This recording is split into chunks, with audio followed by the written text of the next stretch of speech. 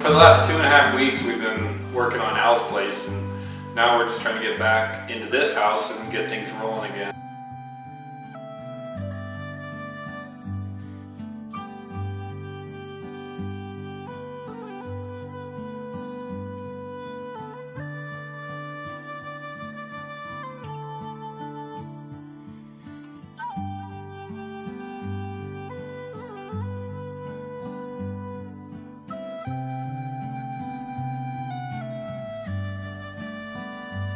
So Al and Rose are going to be up there off and on for the next few weeks trying to sand the rest of the logs, and there's a lot of work that they can do. I couldn't do any more work there because Al had to order some windows.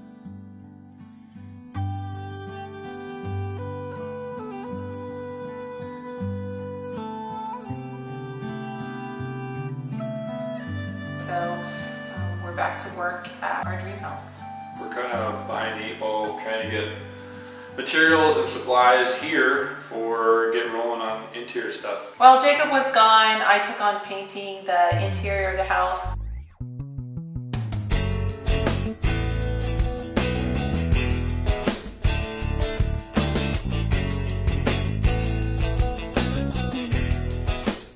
Okay, so we really wanted a planked look here, and the paint's going in the cracks. So afterwards, I'm going to just take a screwdriver and just chisel all the paint out so the spacing is really well defined. You can tell that this is a planked wall and not just a standard drywall wall. It was quite a big project. We went through about 20 gallons of paint, and it's all cutting because there's beams everywhere, and it was quite a big job.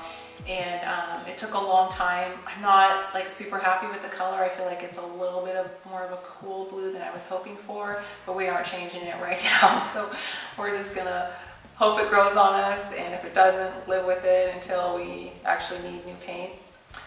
So we got all the paint done. We did a combination of rolling it with a power roller, rolling it with a hand roller, and then cutting it with hand cut brushes. But it looks pretty good. Yeah, no, I think coming back to it really changed the interior look of the house. Looks really nice. So being gone for 2.5 weeks, we just didn't have any thing lined up to continue with work progress on the house, no materials here.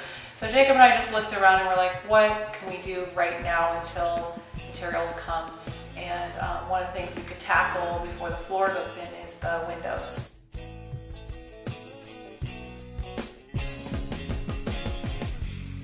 What we've got going on here is an Alaska 1x8 white spruce board that we just ripped to this measurement and then primed and painted them in place, because it doesn't matter if we get a little bit on the wall or not here. And our next step is to put the trim on the 2 sides. So I wanted white trim around the windows because most of the windows are framed with timber beams, and I wanted the timber beams and the view to be front and center, and I didn't want a contrasting frame. So we're going with white trim to save a little bit of money. We ended up going to a local sawmill and buying 1x6s that are kiln dried, and they're Alaska white spruce. And we just ripped those in half and then put them on sawhorses and blew on some primer and some paint with the spray gun. And then from here we can just go ahead and cut them to length, finish the ends and nail them up, and then just do a quick touch-up coat. So it should save a ton of time and work and less painting, hopefully.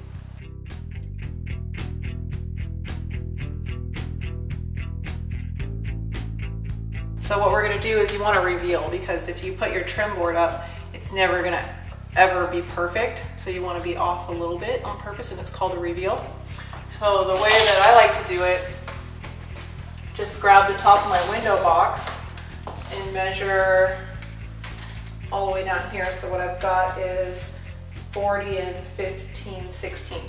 And so because I'm grabbing the top here and measuring to the bottom, I'm 3/4 of an inch bigger than the opening. So if you divide that by 2, it's 3/8 of an inch. So it gives us a 3/8 of an inch reveal, and it makes it really easy to measure and cut and put the window trim up pretty accurately.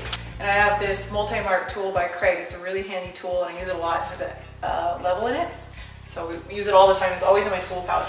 But I set it so that we've got a 3/8 inch overhang here, And so I can just go along and easily mark the entire window.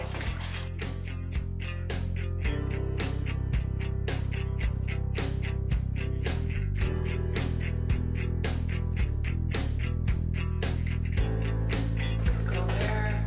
Is it gonna fit? Perfect.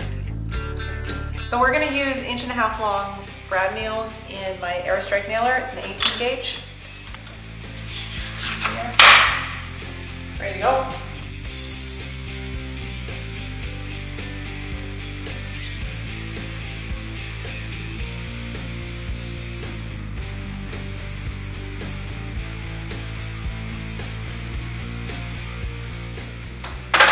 It's like when your ex-girlfriend gets married.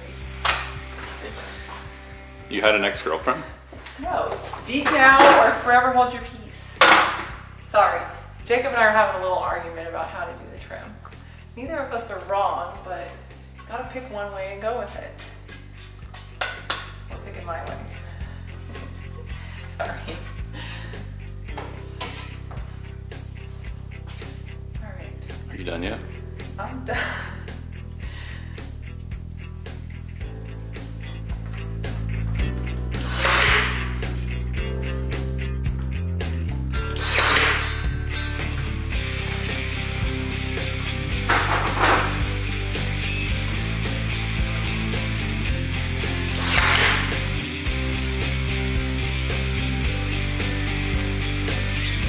So I cut this one 3/4 of an inch longer than the overall so that we have a little bit of a reveal on the ends. I wanted to go over a little bit on the end just because it'd be impossible to get them perfectly lined up. It's better to be a little bit, to be off on purpose than to be off on accident. So, but the other thing is boards are notoriously not perfectly square. So I make marks all the way down the windowsill for the 3/8 inch reveal. And then I can move this up and down as I nail it. I'm going to move this up to my mark. Try to nail this left-handed for you guys. Right there. And then this mark is actually down a little. Right on. Here.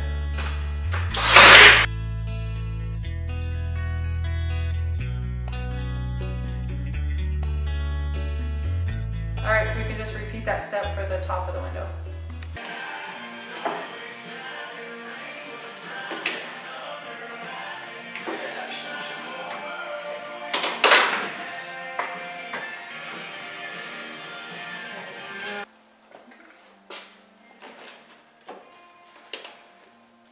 Right on. How's it look on the other end? Good.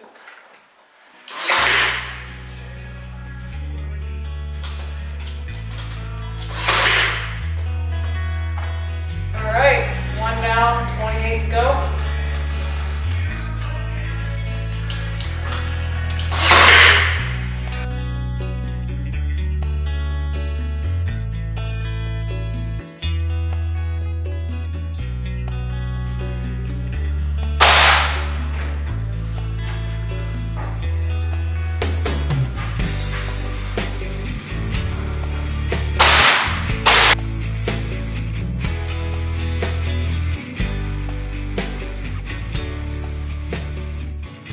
I like simple. I don't like, really ornate things, and I don't like having to use a little Q-tip to clean the little ridges out of molding.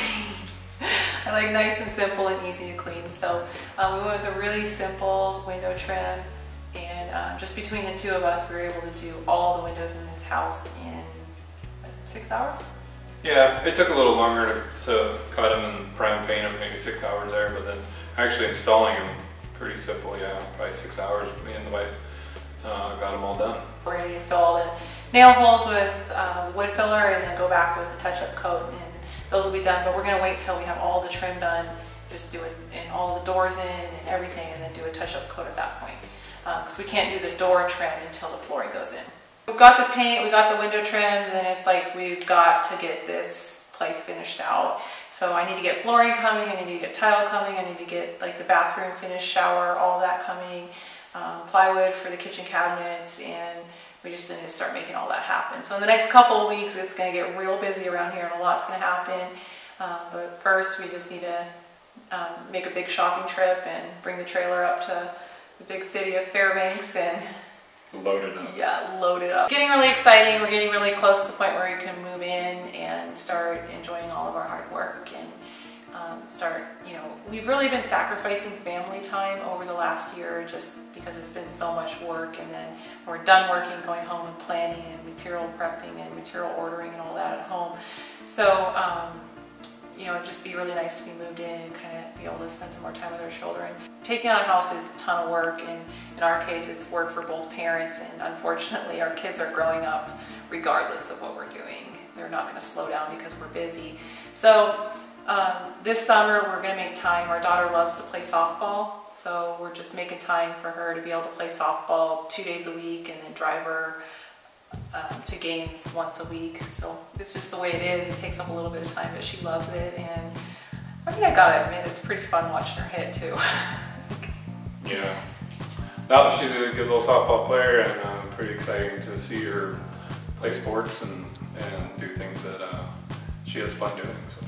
And it's nice to have a little bit of a break. So even if it's just a couple hours a week where you're not thinking about work and you're actively engaged with your kids, and you know, you're not just there and still thinking about work or what needs to be done.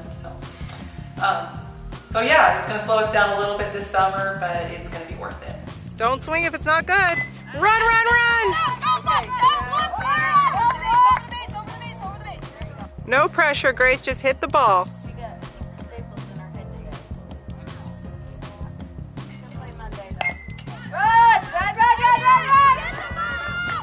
Run, run, keep going, Annie. Go home, Annie. Go home, Annie. Go home. Go, Izzy. Go, Izzy. Go, Izzy. Go. Go, Grace. Go, Grace. Go, Grace. You're up. You're up. You're up. Stay right here. Hold up. Hold up. Hold up. Good job.